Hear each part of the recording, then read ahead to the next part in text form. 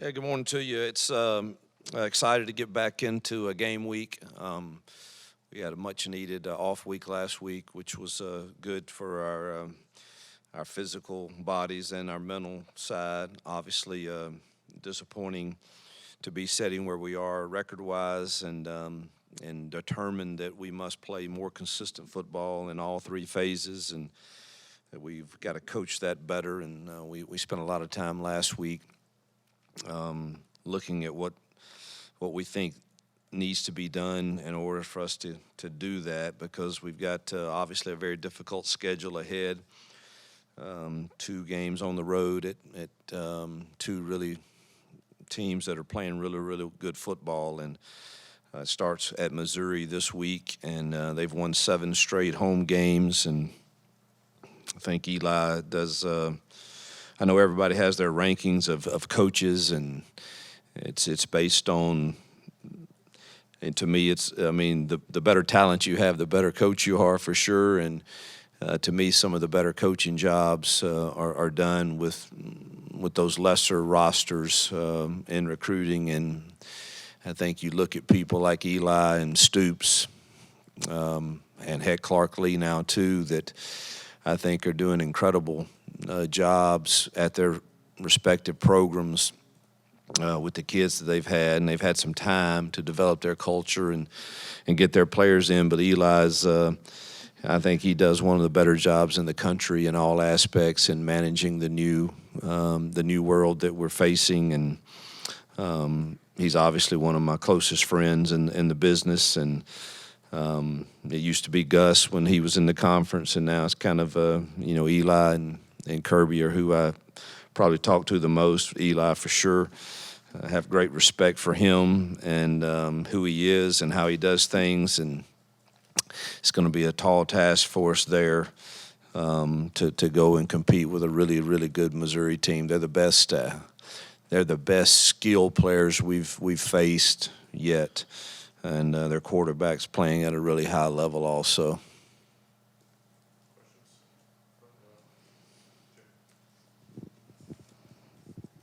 Hey, Hugh, as far as the players go, what was your area of emphasis during the off week? What did you kind of push in practice?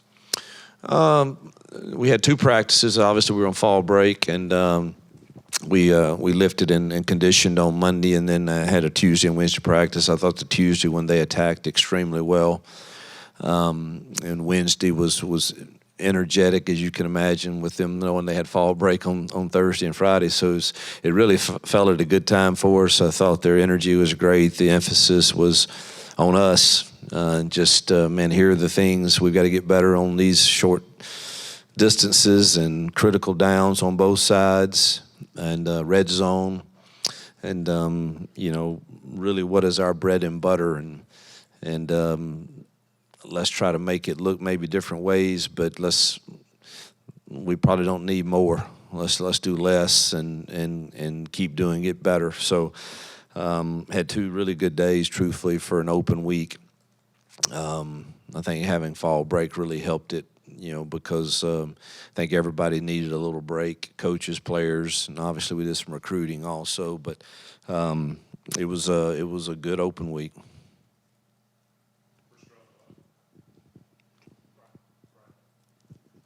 You mentioned after the game that you wanted to have a physical off week, and you wanted to find out what players were willing to give 60 minutes in a game. Do you feel like you accomplished that? Yeah, we were really physical on Wednesday. Tuesday, not so much. I backed off that a little bit. Wednesday, we were really physical, but knew we could be with the 2 days off of school.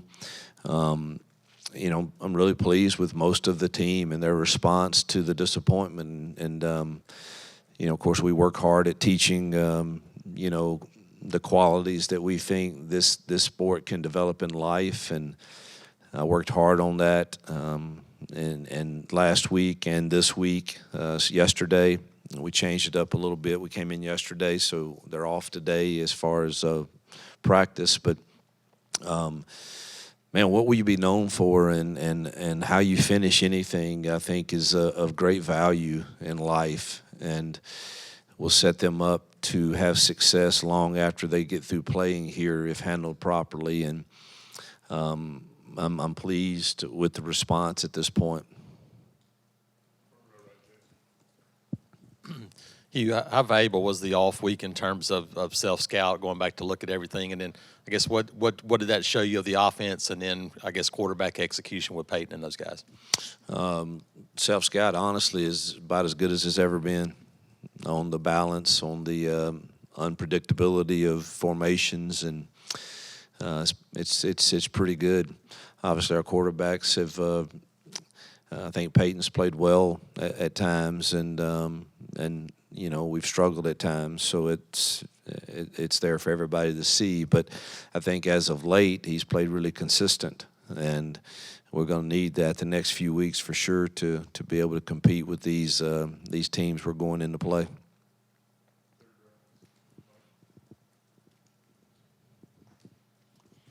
Coach, can you characterize your conversations with Peyton Thorne after some of maybe the confusion in the media about the statements after the game on that 4th and 1? Yeah, I don't read the media, don't listen, don't have social media anymore. I'm very transparent and tell you exactly the truth of what happened. And Peyton thought he needed to change the alignment of the back to handle an edge guy, and I think some of that may have been based on him asking an offensive lineman. And again, we've got to do a better job coaching. That shouldn't have happened. That wasn't part of the process. And if you go watch the film, if we leave our alignment like it's supposed to be and hand the ball off, Jarquez is running on a DB for an easy first down. So I understand his thinking there. They just unfolded a linebacker and on the backside, and so obviously we didn't coach it well enough for him to know he didn't have to do that.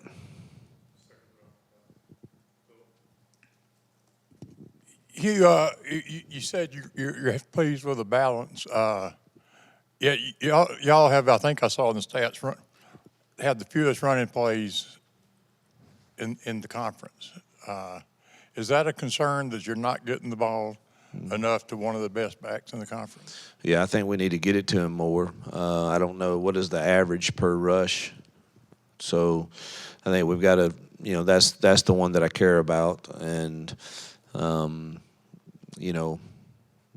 there's no question 27 needs to touch it more. That's the frustrating thing of some of our short yardage deals that have been called and not executed at a high enough level where he actually touches it, and that's we've got to get that corrected.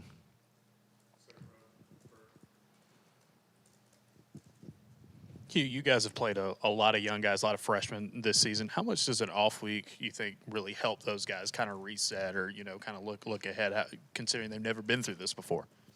Yeah, I think, heck, we've been going since, approximately 1st of August, and so that's a long time on everybody, even guys that have been doing it a while, in particular, freshmen that are brand new, and they're having to, go through the grind of school and ball and everything that comes with that. So I think it's, coming after 6 games, that's about as good as you would want it to be. And now, y'all correct me if I'm wrong, I believe it's 3 games now and then another one and then the final 3. So I don't know that we could draw up, for a year that you have 2 open weeks, truthfully them falling at better times. It split the season pretty good for us, it looks like. And I think the freshmen certainly, benefited. Everybody was a little sore and beat up. We've had some physical games. And then the mental side of handling not being exactly where you had hoped to be, I think was good timing for that also. The offensive line, too tall's been banged up some. Did this week give you a chance to maybe look at that group again, maybe just to see if you got the right moves? And what have you thought about their play through 6 games? We're running the ball effectively, so we're doing some good things there. Pass pro's been dicey, not at every position, but it doesn't matter. We're a team, and so we've got to continue to improve that. We're looking at, D. Wade's playing some of both tackles when Too Tall gets hurt, and that has to shuffle us around, and Joyner's jumping in at guard along with Tate some, and the game moved a little bit fast for a couple guys at Georgia with all their shifting and stuff, and it showed. And so we're looking at, because you can expect once people put on tape that something worked, because Georgia did a good job of studying our Oklahoma game, which I thought we did really good stuff in that game, and they were shifting right before the snap, and it gave us some problems with just our mental execution of what I should do on this pass pro or what I should do on this run play for a couple guys, and we practiced that, but it didn't show very well on film, and we've got to get that corrected for sure. Because, and then another, no one's asked me, but Corey Batoon's the defensive coordinator at Missouri, and he, he's one of my guys and was with me, how many years? 5, 6, 7, 8, 9. So, I mean, he's been with me 8 to 9 years on my staff, and we've talked a lot of ball. And so he's a heck of a guy and heck of a defensive coordinator, and doing a great job there for Eli. And so that presents its own challenges. Coach, I just to go off of that, with Eli and then with Bethune there, you just talked a lot of ball with both of those guys. When you look at this Missouri team, I mean, a lot of people look at that Texas A&M game and have some statements about this group, but what are you looking at about this team, and what stands out to you about this Missouri team? Yeah, I look at the consistency over, last year and most of this year. Obviously, things can happen when you go on the road in this conference, and a team gets the momentum and has the right game plan and the right call, and you get really, Missouri had a chance to really stay in that game early and had like 3 penalties and calls that went horribly against them, and it kind of just snowballed, which you see that happen from time to time. But I don't make too much of that. I know what I see on film, and I know the consistency that they've been about almost every single game for the last 15 or so. They beat Ohio State in a bowl game and have many of those same kids back. And I mean, this is a top 20 team for sure, if not higher, and hadn't lost at home in a long time. They're a really quality football team. You mentioned you talked a lot last week about improving the execution being one of your focuses. How do you as a coaching staff, what are sort of the steps you can do during the bye week, I guess, sort of tangibly to work on that? Well, the thing that's been good is having time. Like today, I mean, we have most of the game plan in because we obviously started last week. And so now are we really, really sure from everybody in this room that you feel really, really good about your kids executing this against all these different looks that we may or may not see on this given play, particularly on these critical down calls. And so just having the time to really, all right, let's go back and watch it again. Let's go back and watch it again for the third time this morning on 3 different deals that and so it will be really, and I don't know, again, you got to block and tackle, and you got to catch the football, and you got to make the right read at quarterback. But if we have a critical down, it will be very, very, very, very disheartening and infuriating if another situation happens on a 4th and 1 or a 3rd and 1 where our kids don't have a clear understanding of what should happen. That would be quite infuriating.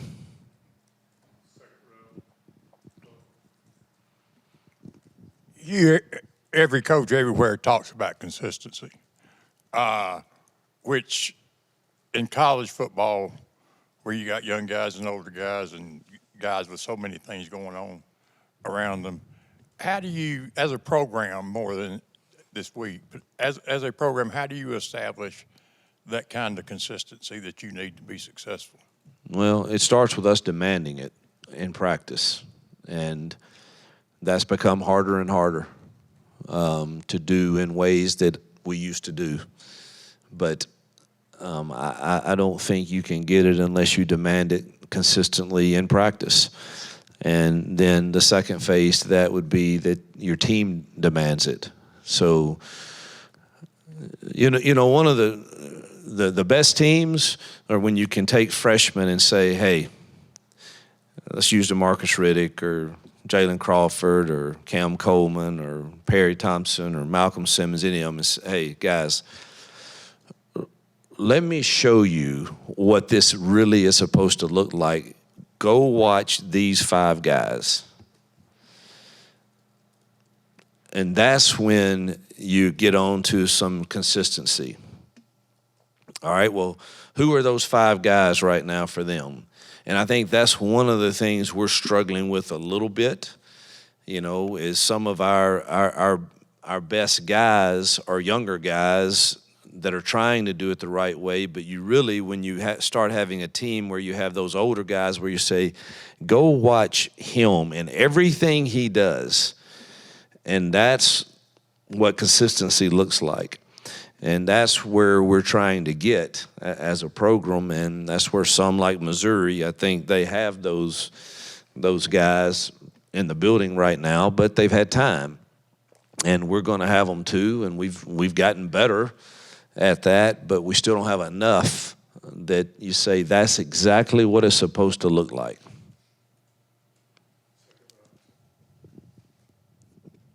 Hugh, you mentioned Missouri's skill talent. They've got 2 receivers this year, Burden and Weiss, that are, you know, towards the top of the SEC. You guys play a ton of young guys, especially a corner.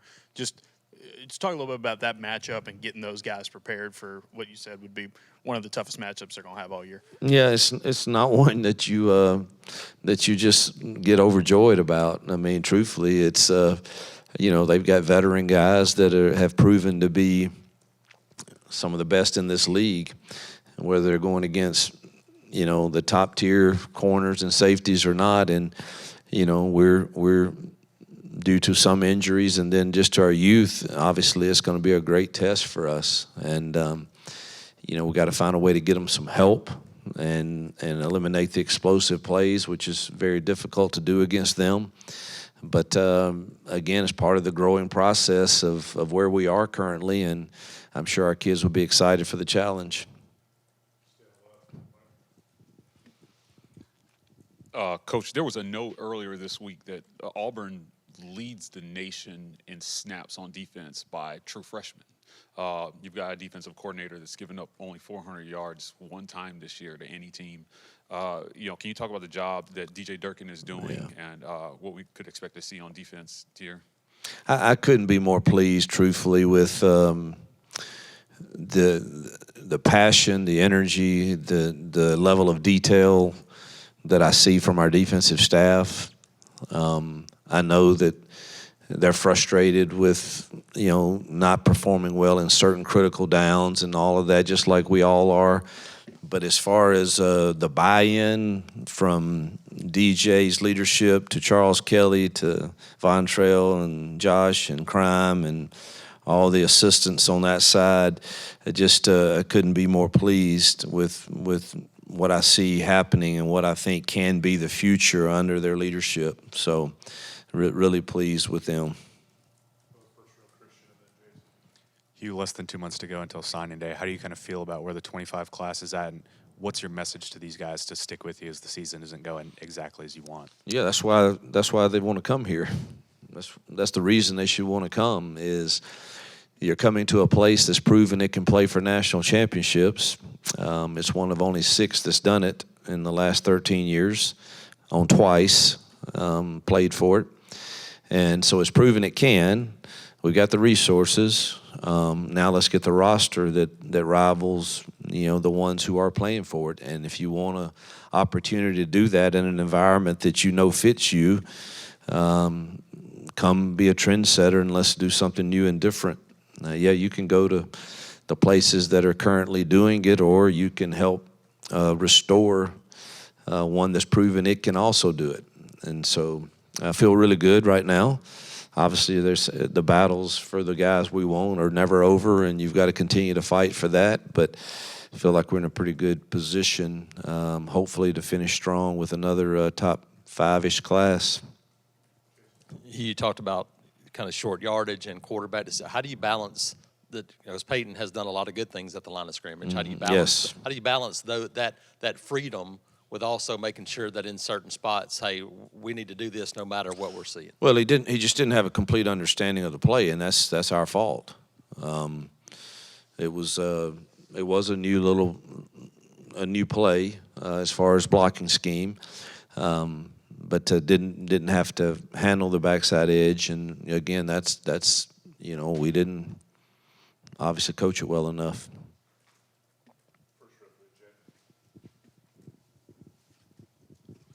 Yeah, Hugh, earlier you were saying you're pretty close with Eli, that you know him and you like him. Talk to me about how you got to know him.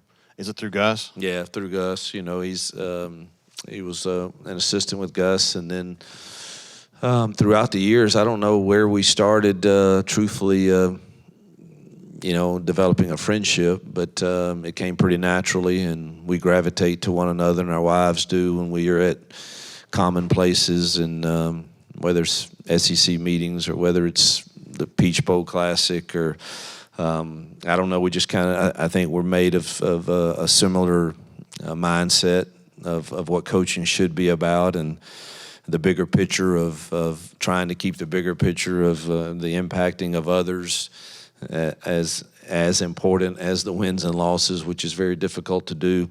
I think we see all of those things very, very similarly. He's a person of faith. So we just, I don't know, the friendship's real, genuine. We talk about a lot of things. We talk very frequently, truthfully, and we've talked twice this week already, and I've got to cut him off. But he, and he's got some other friends there too that have coached with me. So but the great thing is it's a genuine, real friendship, not just a professional something. Very similar to Gus and I.